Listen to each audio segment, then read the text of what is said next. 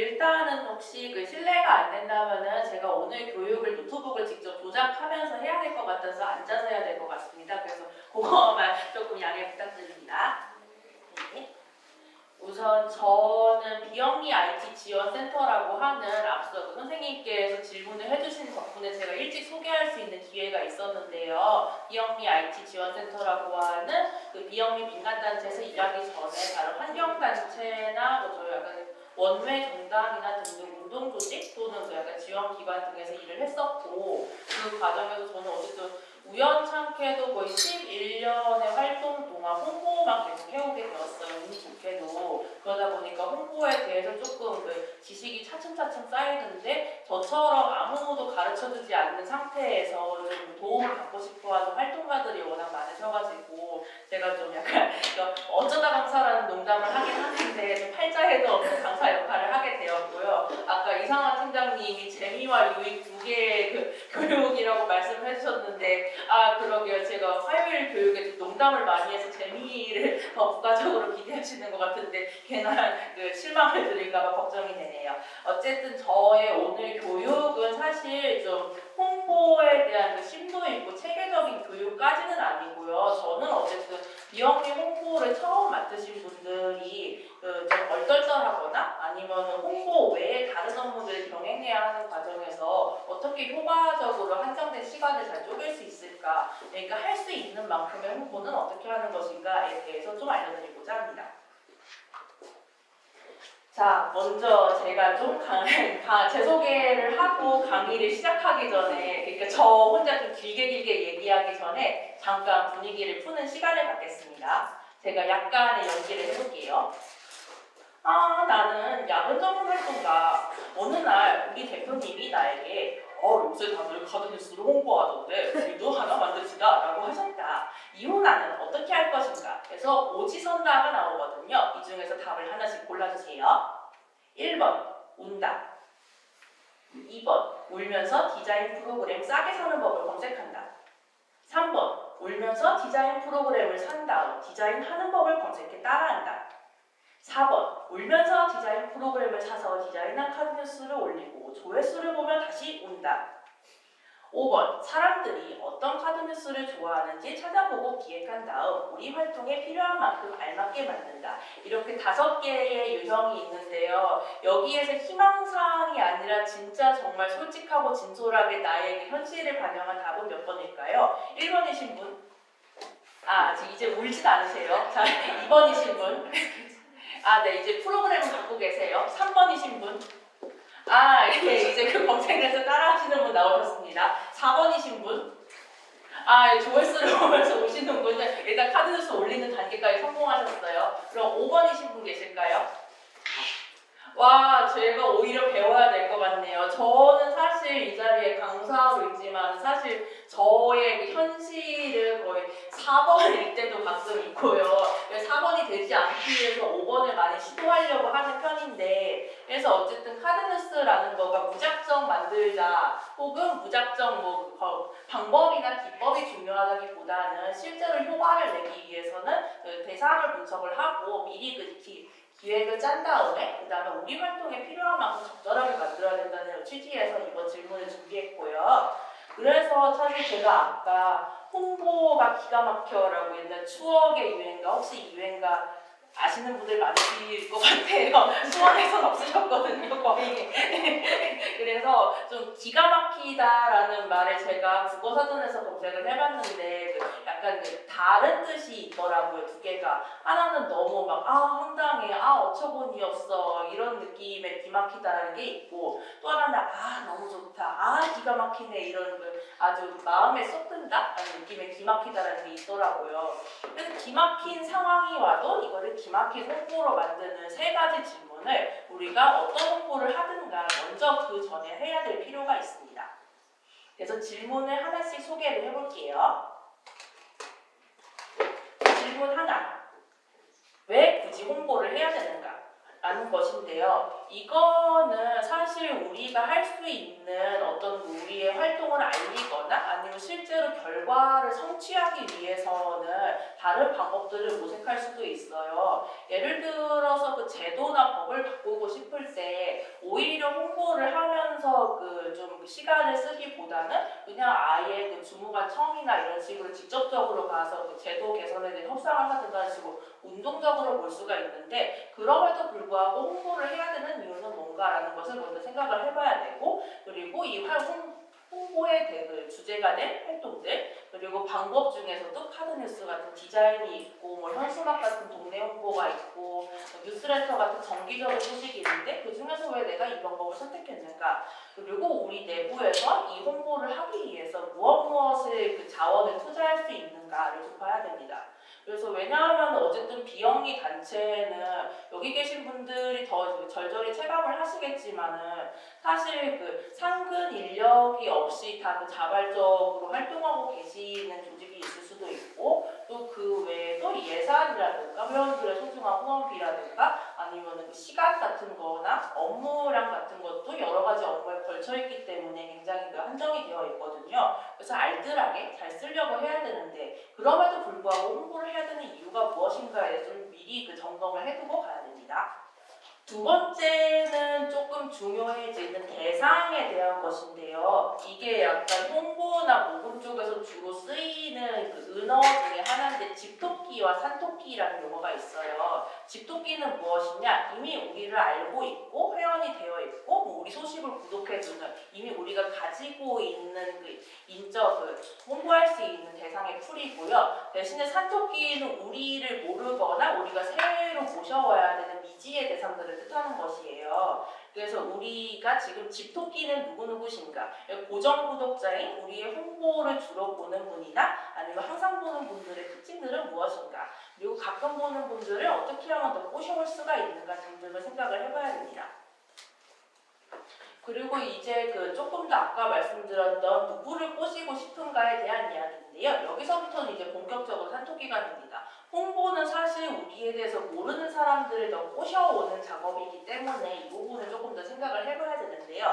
우리가 적당히 모든 사람들에게 홍보를 하고 싶어 라기보다는 우리 단체가 어떤 사람들한테 매력을 느낄 수 있을지를 먼저 생각을 해봐야 되고요. 그분들에게 먼저 접근을 하되 그분들이 좋아하는 방향이라든가 아니면 느낌이라든가, 뭐 예를 들어 SNS가 익숙하지 않은 분들에게 카드뉴스를 통해서 홍보하기보다는 오히려 직접 만나 뵙는다거나 아니면 동네 캠페인을 하는 경우도 나올 수가 있잖아요. 그래서 대상을 통해 알아보는 것이 굉장히 중요합니다. 그리고 마지막으로 이게 그가 이 홍보를 접했을 때 어떤 이득이 생기는가 부분인데요. 이거는 이득이라는 게 비단 뭐 경품이나 이런 것이 아니라, 예를 들어 그 말씀하셨던 인문학 공동체에서 어떤 인문학 콘텐츠에 대해 그 소개를 해주셨는데, 그거를 통해서 그 읽으신 분이 얻을 수 있는 거는 인문학에 대한 소양이나 지식이 되는 거죠. 그것도 충분히 그분에게 혜택이 되는 거예요. 그런 식으로 약간 뭐 이 독자가 이 콘텐츠를 읽었을 때 어떤 그 좋은 성과를 얻을 수 있는가, 그런 부분도 계산을 하면 아주 좋습니다. 그래서 일단 우리는 모든 홍보에 앞서서 질문을 해야 합니다. 홍보하는 이유는 무엇인가? 그리고 기존 구독자는 누구인가? 그리고 이번 홍보 대상은 기존 구독자인가 아니면 새로운 홍보 대상인가 라는 걸 생각을 해봐야 됩니다. 그렇기 때문에 이 질문을 미리미리 염두에 두시고 오늘 교육을 그냥 쭉 들어주시면 좋을 것 같고요. 사실 오늘 그 수업의 목표는 내 손으로 카드뉴스를 완성해요입니다. 아마 여러분의 앞에 그 다들 노트북이 놓여있는 이유와도 같은데요. 오늘은 일단은 좀 그 주제를 좁혀서 우리 단체를 소개해요 라는 느낌의 카드뉴스를 만들어 보고자 해요. 근데 여기 단체 소속이 아닌 개인이신 분들도 계시기 때문에 개인이신 분들은 경기도 공익활동지원센터를 소개해요 라는 느낌으로 한번 해보셔도 좋을 것 같아요. 일단 단체를 제가 임의로 지정을 해드리는 거라고 보시면 되고요. 소속이 있으시면 소속에 대해서 해주시면 됩니다. 그래서 우리 단체를 소개하는데 4장의 카드뉴스를 실습 시간에 만들어야 되는데, 사실 그 전에는 기획의 단계가 반드시 있어야 돼요. 기술에 대한 것보다도. 왜냐하면은 그 기획이 없이 무턱대고 디자인을 하거나 홍보를 한다는 건 사실 지도가 없이 못 오는 길에 가는 것과 거의 마찬가지라고 보거든요. 그렇기 때문에 기획을 한 다음에 4장의 카드뉴스를 만드는 과정을 차차 좁혀가면서 들어가시면 됩니다. 그래서 카드뉴스에 들어갈 내용은 대체로 우리 단체를 10글자로 말한다면 뭐라고 말할 수 있는가? 그리고 우리 단체의 이름은 무엇인가? 이거 필수 정보고요. 그리고 우리 단체가 하는 활동을 뭐라고 소개할까? 우리 단체의 자랑거리, 우리 단체의 장점, 우리 단체의 그 성과 이런 걸 소개하고요. 마지막으로는 우리 단체에 가입하거나 활동에 참여하려면, 그러니까 이 카드뉴스를 읽는 독자에게 요청하고 싶은 바로 이렇게 정리가 되겠습니다. 그러니까 약간 시작에서 시선을 잡아끈 다음에 점점 우리에게 매력을 느끼게 만들고 마지막에 그러니까 우리에게 함께해 주세요라는 약간 기승전 함께 약간 이런 느낌이 될 것 같은데요. 그런 4장의 카드뉴스를 만들 건데 앞서 말씀드렸던 도구 2개가 있어요. 미리 캔버스라는 도구하고 어도비 익스프레스라는 도구가 있는데 미리 캔버스를 택한 이유가 뭐냐면은 일단 저는 홍보에 서투르신 분들은 가급적 외제 말고 국산 도구로 쓰시라고 제가 말씀을 드리고 있어요. 왜냐하면은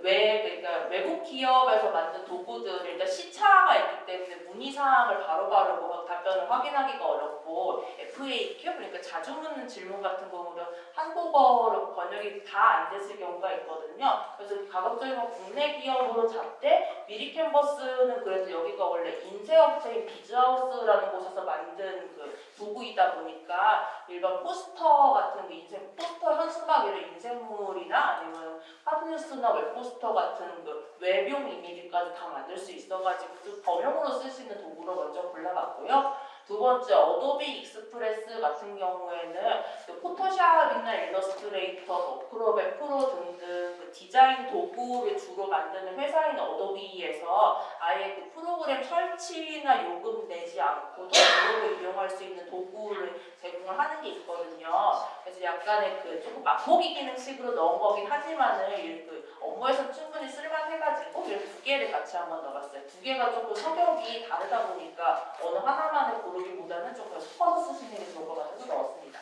그래서 오늘의 아이템을 말씀드렸다시피 그 내가 속한 우리 단체로 한번 카드뉴스를 만들어보자 취지이고요. 그래서 오늘의 아이템은 결국 이 10글자로 우리 단체를 한번 간략하게 그러나 강력하게 소개해보기, 그리고 우리 단체의 가장 중요한 정보인 이름을 알려주기, 그리고 우리 단체의 활동을 소개하기, 우리 단체가 어떤 목적으로 일을 하고 있는지, 그리고 우리의 활동이 얼마나 더 나은 세상을 만들고 있는지를 알려주고요. 그리고 장점, 우리의 성과나 아니면 우리의 자랑거리를 알려주고, 마지막으로 우리와 함께 할 수 있는 방법을 안내하는 구도입니다. 그래서 사실 이게 보시면은 요소는 5개이지만은 실제적으로는 4장이 가능한 게 웬만한 카드뉴스는 다 첫 장은 표지 있고 마지막에는 행동 요청으로 들어가기 때문에 실제로 내용이 들어갈 수 있는 부분은 거의 4장으로 치면은 가운데 2장뿐이거든요. 그래가지고 가운데 2장에서 이름과 활동과 장점 정도는 잘 녹여놓으실 수 있지 않을까 싶어가지고 이렇게 구성을 했습니다. 그래서 오늘의 교육은 대략 이런 파트로 진행이 되는데 시간은 아무래도 진행에 따라서 조금 유동성이 있을 것 같긴 한데 가급적이면 4번과 5번 실습하고 만들어 보시는 파트를 좀 넉넉하게 만들어 보고자 해요. 우선은 홍보 맞춤형 글쓰기 요령에 대해서 이야기를 하고, 그리고 빠른 작업을 위한 디자인 기획, 그리고 초간단 무료 디자인 시작하기, 이렇게 앞부분이 주로 제가 메인으로 진행하는 과정이시고요. 뒤에 각각 도구를 사용을 해가지고 실습을 한 다음에 같이 한번 띄워놓고 보면서 좋은 점과 아니면 조금 더 발전시킬 점 볼 겁니다. 그래서 질문은 거의 약간 한 파트가 끝날 때마다 좀 대답을 해드릴 수 있을 것 같아서 좀 미리 좀 모아두셨다가 한번 해주시면 훨씬 좋을 것 같고요. 아니 사실 이렇게 중간에 주셔도 상관은 없어요. 자유시간을 따로 드리는데 그 자유시간은 말 그대로 화장실도 다녀오시고 음료도 드시고 하는데 어쨌든 제가 약간 숙제를 드릴 거기 때문에 숙제를 하시면서 자유를 누리시면 전혀 자유 아닌 자유시간을 누리시면 되겠습니다. 네. 그래서 드디어 이제 저의 본분에 맞는 제 소개를 하게 될 것 같은데요. 어쨌든 홍보가 업이니까 저도 저와 제 단체를 홍보하는 시간을 잠깐 갖겠습니다. 저는 2012년 서울환경연합에서 SNS 관리하고 회원관리를 맡아서 비영리 홍보를 처음 시작했고요. 이후에 인터넷 신문사에서 잠깐 기자 생활을 한 다음에 마친 뒤에 원외 소수정당인 녹색당에서 본격적으로 홍보 업무를 하게 됐어요. 그래서 이때 거의 홈페이지 그 개편이나 뭐그 로고 그 디자인이나 아니면 보도자료나 논평 같은 거 배포하는데 좀 폭넓은 홍보를 경험을 하게 됐는데 사실 다 홍보에 대해서 생각을 하는 것들이 다르다 보니까 이것도 홍보 담당자인데 왜 이걸 못해라는 그 요구사항들이 좀 있어가지고 좀 제대로 그 작정을 하고 공부해보자 싶어가지고 그만두고 광고 기획이나 디자인이나 마케팅 실무 등을 공부하는 시간을 가진 다음에 이제 다시 그 본격적으로 홍보 업무를 하고 지금은 비영리 IT 지원센터에서 일하고 있습니다. 그리고 저는 좀 밑에 좀 파랗게 강조한 게 제가 경험을 해본 그 홍보 관련 실무들이라고 보시면 되는데요. 주로 하는 거는 직접적으로 디자인에 나서기보다는 바로 디자인에 들어갈 수 있게 기획을 좀 촘촘하게 짜는 거에 능하고요. 근데 어쨌든 그 짬이라고 해야 될까요? 보고 배운 그 동량들이 있다 보니까 그런 걸 좀 실제로 구현하는 것도 조금 어느 정도 적정선을 할 수 있는 것 같아요. 그래서 저는 지금 사실 홍보 꽝이라고 생각을 하지만 언젠가는 홍보 왕이 되는 것을 꿈꾸고 있습니다. 네, 이어서 제가 일하고 있는 비영리 IT 지원센터는 2013년에 그 설립된 이후에 비영리 단체의 그 IT 역량 향상이나 IT 환경 개선을 위해서 활동해온 비영리 단체이고요. 대표적인 활동으로는 일단은 그 비영리 대상으로 소프트웨어를 지원하는 플랫폼이 테크소코리아, 그러니까 마이크로소프트의 오피스나 말씀드렸던 어도비 포토샵 등등을 지원하는 테크소코리아를 운영하고 있고요. 그 외 PC 기부 캠페인, 그리고 역량 강화 교육과 그리고 디지털 사회 혁신 연구 활동 등을 하고 있습니다. 스마트 시티 리빙랩 같은 것이 해당하고요. 그래서 저희가 일단 주로 하는 거는 아무래도 비영리 단체를 대상으로 실질적으로 도구를 드리는 그 테크소코리아 운영과 그리고 비영리를 위해서 격주 수요일마다 발행하고 있는 뉴스레터 피릿이 있고요. 피릿은 사실 그 뉴스레터 오픈 평균이 11%보다 훨씬 상회하는 가장 최근호가 23%에 달할 정도의 성과를 보이고 있는 정보가 많은 뉴스레터입니다. 그 외에 제가 이렇게 따로 수행한 교육 영상 같은 것들도 사이다라는 교육 플랫폼에 올라오고 있습니다. 그래서 여기까지가 약간 제가 약간 본분을 잊지 않은 막간의 광고 타임이었다고 이제 보시면 될 것 같고요. 일단 이제 본 강의 전에 광고는 이제 끝났으므로 이제 드디어 본 강의 들어가겠습니다. 자, 그러면 소개를 마무리하고 이제 그 비영리 홍보에 대해서 알아보고자 하는데요. 그 전에 좀 홍보에 대한 개념을 좀 잡고 갈게요. 이게 그 인적 자원이 부족한 비영리 특성상 홍보 담당자가 운동이나 홍보나 모금을 맡게 되는 경우가 있지만은 저는 사실 홍보는 운동이나 모금 쪽하고는 좀 다르다고 생각을 해요. 네, 일단 첫째는 세 개의 영역의 업무는 각각 대상이 다른데요. 일단 홍보는 우리 단체에 대해서 모르고 있는 혹은 우리 단체가 이런 활동도 하고 있는데 요거는 모르고 있네, 이 캠페인은 모르고 있네 같은 걸 알리는 역할을 하거든요. 근데 반면에 운동, 우리 활동에 동의하지 않는 사람들, 혹은 반대하는 사람들이 동의하도록 이끌어가 실질적인 목표를 달성하게 만드는 일이고, 그리고 모금은 우리한테 좀 관심이 있거나 우호적인 사람에게 요청을 해서 실제로 참여하게 만드는 일이에요. 예를 들어서 주변의 지인이 내가 일하고 있는 단체에 대해서 좋은 인상을 갖고 있을 때 그러면 너 우리 단체 회원 가입할래? 그런 거는 모금에 해당을 할 거고요. 대신에 우리 단체에 대해서 모르는 사람들이 너무너무 많기 때문에 우리 단체에 대해서 알아주세요 라고 해서 홍보물을 만들어서 뿌리는 것 같은 건 홍보에 해당을 하겠죠. 그래서 결국 이렇게 대상이나 목적이 다르다 보니까 기획해야 될 메시지도 조금씩 달라지는데요. 이런 거를 염두에 두지 않고 무턱대고 홍보 담당자가 좀 운동이나 모금 쪽까지도 범위를 넓히는 거는 조금 힘들 것 같습니다. 그래서 홍보는 결국 뭐냐 하면은 시민을 좀 잘 이해하고 단체와 시민 간의 관계를 형성해서 원하는 바를 이루고자 하는 활동인데요. 결국에는 전통적인 매체, 그러니까 전문 용어를 레거시 미디어라고 하는데요. 이런 신문이나 잡지나 방송같이 대량으로 배포하는 매체들을 기반으로 해서 홍보를 하거나 아니면 형태적 매체, 이거는 조금 더 개별화됐죠. 우리가 직접 올릴 수 있는 홈페이지나 블로그나 SNS 앱 등의 온라인 기반의 도구를 활용을 해서 목표를 이루고자 하는데, 저는 결국 홍보는 이 사람이 나를 모르니까 좀 알려주고 나를 좀 좋아하게 해달라고 꼬시는 과정이라고 생각을 하거든요. 그래서 결국 홍보는 긍정적인 우리 단체의 이미지를 만들어가지고 시민과 소통을 이렇게 잘 보여야 되는 거예요. 그리고 만약에 우리 단체에 대해 좀 나쁜 그 인상이나 소문이나 이런 게 있으면 바로잡고 이거를 개선하고자 노력을 해야 되고요. 그리고 우리 단체에 대한 좋은 정보, 멋진 정보를 알리고 우리 단체가 사랑받게, 그리고 좋아하는 마음을 받게, 호의를 받게 만듭니다.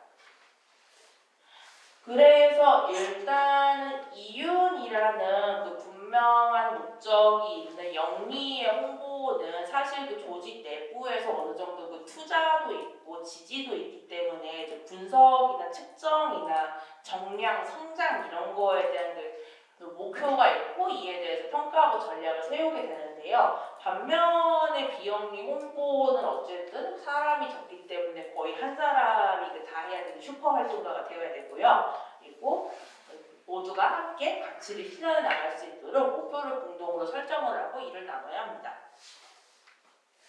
사실 홍보는 아마 실제 활동가인 분들은 조금 더 공감을 하실 수도 있는데요. 사실 사공이 많으면 배가 산으로 간다고 하지만 홍보는 거의 약간 선장이 많은 업무가 되기가 십상이에요. 왜냐하면 홍보에 대해서 의견을 주는 사람들의 대부분은 다 실제로 효과가 있냐 없냐가 아니라 내 눈에 많이 들어오는, 내 눈에 잘 띄는 거가 효과가 있다고 믿거든요. 그래서 예를 들어 요새 유튜브에 펭수가 많이 나오던데 우리도 펭수 같은 캐릭터 하나 만들어봐 같은 제안을 하는 거는 약간 선장으로서 제안을 하는 거지, 같이 배에 노를 저어줄 사공으로서 제안을 하는 건 아니거든요. 그래서 이렇게 선장이 많고 좀 이렇게 말을 얻는 사람들이 많기 때문에, 그래서 근데 그럼에도 불구하고 홍보는 그때그때 우리가 어느 정도 할 수 있는지 상황이 달라요. 예를 들어서 우리 단체가 이번 달에 부가세를 좀 많이 신고를 원천세를 많이 신고를 해야 되는데, 그런데 갑자기 홍보를 해야 된다 그러면은 좀 약간 예산이 있어서 좀 고민이 있을 수도 있고,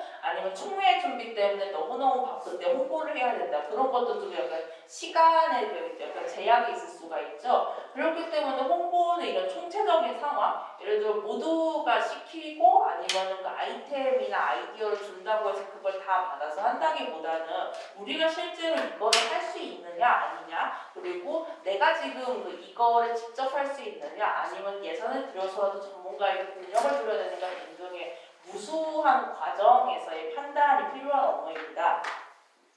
그래서 비영리 홍보 담당자에게 가장 중요한 역량은 사실 여러 가지의 실제 실무 역량들이 거론이 되고 있지만은 결국은 이 모든 것을 확인하고 그리고 판단을 해서 이거를 내가 기를지 말지 아니면 이 역량을 갖고 있는 다른 사람을 섭외할지 말지를 결정하는 판단력이 중요한 업무이고요. 그리고 결국엔 이 판단을 돕기 위해서는 글쓰기도 많이 도움이 되는 게, 결국 기획에도 많이 도움이 되는 것은 결국 글쓰기예요. 왜냐하면 우리 인간은 수어나 전월어까지 포함을 해가지고 언어로 소통, 말과 글이라는 언어로 소통을 하고 내 의사나 생각을 정리하는 존재이고요. 그리고 이렇게 정리를 많이 미리 해두다 보면은 아이디어가 의외로 빨리 나올 수가 있어요. 그리고 글쓰기를 잘 하다 보면은 의미를 강력하게 전달할 수 있기 때문에 어쩌면은 잘 만든 홍보물, 디자인을 예쁘게 하고 그림을 잔뜩 넣은 홍보물보다는 한 줄의 카피가 사람의 마음을 올릴 수가 있는 거잖아요. 그런 것처럼 글쓰기를 미리 하면서 홍보에 대해서 차근차근 역량을 쌓는 것이 중요합니다. 오늘 결국은 홍보에 대해서 가장 기본 베이스가 되는 것은 어쨌든 판단력이고, 그 다음은 어쨌든 나의 말과 생각을 잘 도식화하고 정리할 수 있는 글쓰기라고 보고 있어요. 그래서 글쓰기는 연습하고 수집을 꾸준히 할수록 그때그때 할 말이 빠르게 생각이 나더라고요. 저도 그래서 동네 간판이나 아니면 현수막 같은 걸 좀 유심히 보고 교육 제목으로 많이 따오기도 해요. 저희 동네에 이렇게 기타 교습소가 있는데 그 기타 교습소에 괜찮아 기타는 재밌어라는 배너가 하나 달려있더라고요. 그래서 제가 그거를 바로 그대로 베껴다가 괜찮아 IT는 재밌어라는 교육 시리즈 아이템 제목으로 써먹었거든요. 기타 교습소 사장님께는 죄송하게 됐지만은 그래도 어쨌든 그게 굉장히 효과가 좋았어요. 그 외에도 내가 뭐 비영리 내가 홍보회사 힘들다 그랬잖아 라는 페이스북 페이지가 있었는데 그거도 그대로 베껴가지고 내가 비영리 홍보 힘들다 그랬잖아 라는 교육으로 하나 써가지고 써먹었는데 그것도 사실 그 거의 원래 10명 모집하려던 교육이 50명이 모집이 되는데 약간 그 역효과를 내는 불상사가 생기긴 했는데 그런 식으로 주변에 좋은 말이나 글, 패러디하기 좋은 글을 수집을 하는 건 좋습니다. 이번 저희 뉴스레터도 미움받을 용기를 패러디해서 저는 지원 사업 시작했으니까 지원받을 용기라는 제목으로 했는데 그랬더니 클릭률이 좀 높더라고요. 그래서 어쨌든 글쓰기의 가장 기본 원칙은 내가 읽으려고 쓰는 글이 아니라 남이 읽으라고 쓰는 글을 읽기 쉽게 쓰는 게 기본 원칙이고요. 여기에서 홍보 담당자로서 한 단계 더 들어가는 것이 읽고 싶어지게입니다. 그래서 이거를 어떤 식으로 해야 될지를 좀 많이 염두에 두셔야 되는데요. 그런데 어쨌든 이런 글을 만들기 위해서는 혼자의 힘으로는 어려워. 혼자서 만들기는 어렵고 여기 초안을 만든 다음에 다 같이 아이디어를 가져가서 발전을 시키면 훨씬 좋은데요. 근데 여기도 저희 패러디가 하는 것 같죠? 일단은 그 초안을 만들 때 초안을 하는데 굉장히 공을 들일 때가 있어요. 예를 들어서 이거에 대해 나의 그 영원한 혼과 나의 그 소양과 지식과 내가 그동안 보고 들은 그 수많은 그 재밌는 요소들을 다 넣어가지고 정성과 공을 들여가지고 쓸 때가 있는데요. 근데 그러면 안 되고 초안은 사실 가장 기본 요건, 예를 들어 그 글의 구성, 그 제목과 그 슬로건과 들어갈 과정, 개요 같은 걸 갖춰가지고 빠르게 쓰셔야 되지. 안 그러면은 사실 초안 하나를 만들 때 너무 나의 그 혼을 담다 보니까 시간이 많이 걸리게 되고요. 다른 하나는 내가 이 초안에 너무 애착을 갖고 있다 보니까 다른 사람이 이거 바꾸면 안 돼? 라고 했을 때 약간 마음의 상처를 받거나 아니면 반발을 하게 되어가지고 더 나은 버전이 나오기가 힘들어지거든요. 초안은 가볍게 만들어야 됩니다. 그래서 앞서도 잠깐 살짝 말씀드렸다시피 글쓰기 연습은 결국 좋은 글을 많이 읽는 거가 좋고요. 왜냐하면 좀 어쨌든 필요할 때 참고가 될 수 있기 때문에 그렇고요. 저도 그래서 어딘가에 홍보 글이나 SNS에 글을 올린 거는 다 메모장으로 껌껌이 저장을 해놓고 따로 담아두고 있어요. 왜냐하면 제가 나중에 비슷하게 총회 홍보를 올려야 되는데 이 총회 홍보에 대해서 내가 뭐라고 쓸지 말이 생각 안 나는데 옛날에 내가 아주 좋은 참고 자료가 되거든요. 그래서 이런 거를 갖다가 잘 정리를 해두는 게 좋고 가뜩이면 기왕이면은 메모장 등을 이용해서 글을 많이 수집하는 게 좋아요.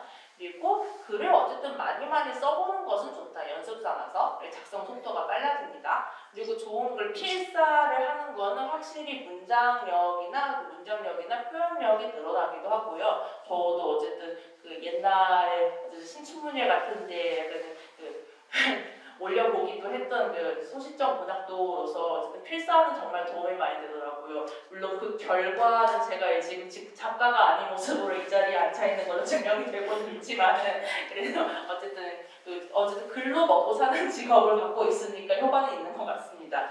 그리고 사전을 많이 보는 것, 이거는 어쨌든 말의 어휘력이 느는 건데요. 홍보에게는 결국 유희열을 많이 아는 거가 굉장히 무기가 돼요. 예를 들어서 저희 남편은 저에게 약간 제가 기분이 안 좋아 보일 때 무조건 어떤 상황이든 삐졌어? 라고 하는데 저는 그럴 때면 아니야 나는 삐진 게 아니라 섭섭한 거야 혹은 서운한 거야 울적한 거야 아니면 시무룩한 거야 등등 말을 교정을 해주는데 이런 식으로 같은 상황이나 마음에 대해서도 여러 가지의 단어들을 골라서 쓸 수 있다는 거는 나중에 그때그때마다 말 맛을 다르게 할 수 있는 아주 좋은 효과거든요. 그렇기 때문에 어휘력은 충분히 길러두는 것이 좋습니다. 특히 우리말 우리말은 말 맛의 재미라는 게 있잖아요. 그 막 빨갛다, 빨그스름하다, 불구죽죽하다, 벌겋다 등등등의 말 맛이 있기 때문에 그런 걸 아주 잘 활용을 하면 좋고요. 그리고 앞서 말씀드렸듯이 좋은 말, 또 괜찮은 말, 간판 같은 거 하는 거, 동네 현수막 같은 거 이런 것들을 많이 주는 것은 인용의 힘이 생깁니다.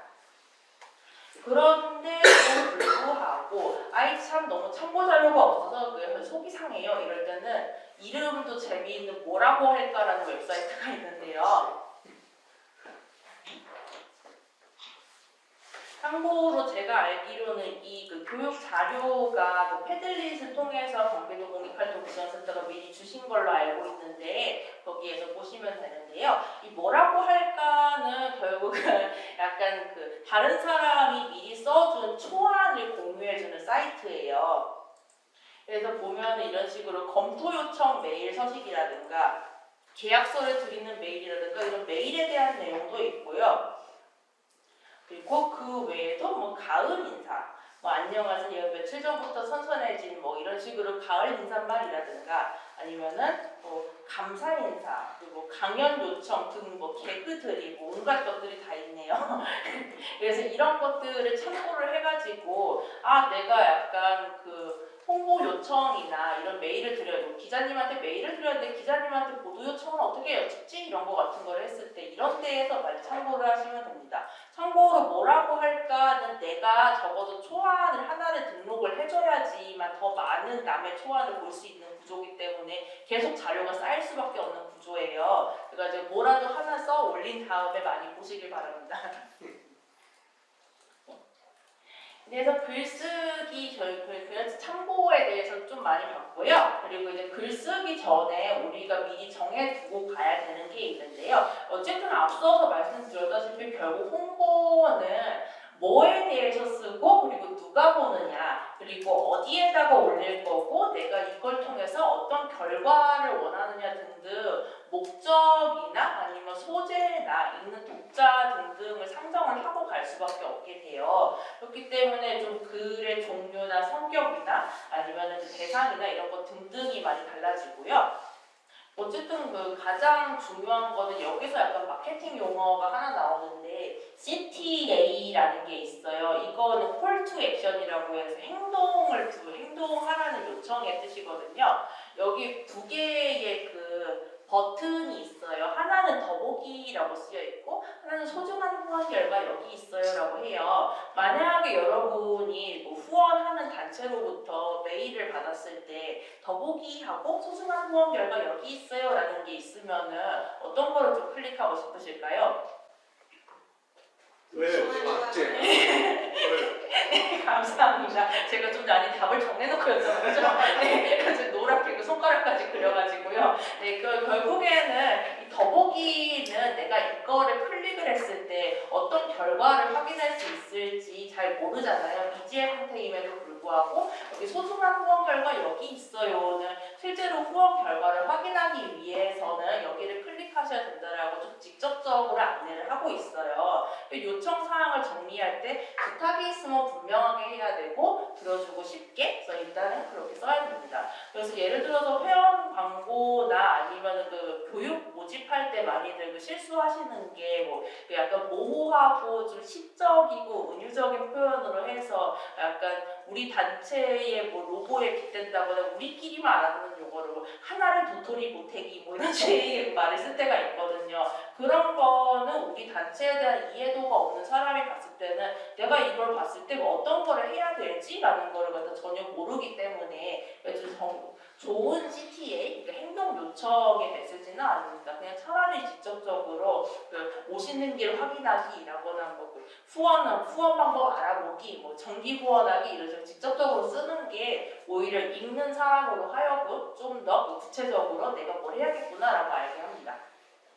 이게 약간 페르소나라는 거 여기부터는 조금 더 마케팅 용어를 좀 한 번 더 알아볼 건데요. 이거는 단체를 대표하는 가상의 인물을 하나 설정하는 거예요. 이게 어쨌든 비영리 홍보는 대상이 정해져 있을 수도 있잖아요. 예를 들어 같은 시민이라든가 아니면은 비슷한 연령대의 사람들이라거나 아니면 같은 그 취미를 가진 사람들 등등의 그 대상이 어느 정도 정해져 있거든요. 그러면 우리 단체를 대표하는 가상의 인물을 하나 정도 설정을 해가지고 화자인 것처럼 말을 계속 거는 식으로 하는 거를 갖다가 일종의 페르소나, 캐릭터, 우리 단체를 의인화하는 거라고 보시면 되는데요. 예를 들어 좀 비영리 IT 지원센터 같은 경우에는 하필 이름에 IT가 들어가다 보니까 사람들이 자꾸 저희 단체가 되게 IT 전문가 단체인 줄 알아요.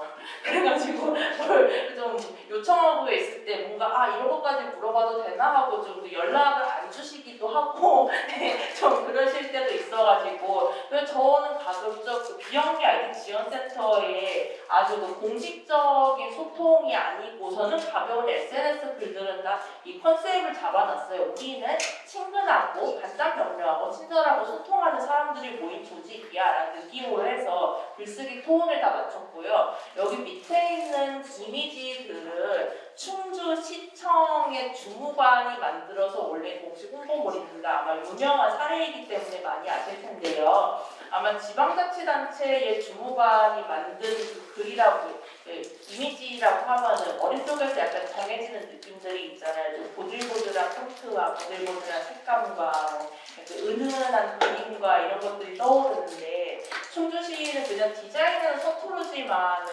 인터넷 문화에는 익숙하고 예를 들어 수다리가 살았어 수다리가 이거는 태조왕건의 대사를 패러디한 게 어느 날 갑자기 떴던 건 젊은 사람들 사이에서 떴던 건데 그거를 모델로 패러디를 하거나 아니면은 가장 그 오른쪽에 있는 게 주무관을 바로 이 과장을 모델로 내서가지고 담당자의 옥수수를 털어 복지를 세우겠다 같은 식으로 웹포스터를 만들어서 올려버린 거예요. 이런 식으로 충주시라는 지방자치단체에서 해버리니까 사람들이 신선하잖아요. 머릿속에 갖고 있는 그 어려운 이미지가 사라지고 결국 충주시는 페르소나를 만들 때 시청의 입장보다는 구독자의 입장 눈높이에서 만들어가지고 소통을 시작을 했고 그 결과 뭐 대검찰청이라든지 민속촌이라든지 그 유수의 공공기관들이 다 재미있는 SNS를 운영하는 식의 그 풍조가 생겨가지고 충분해지고 있는 것 같아요.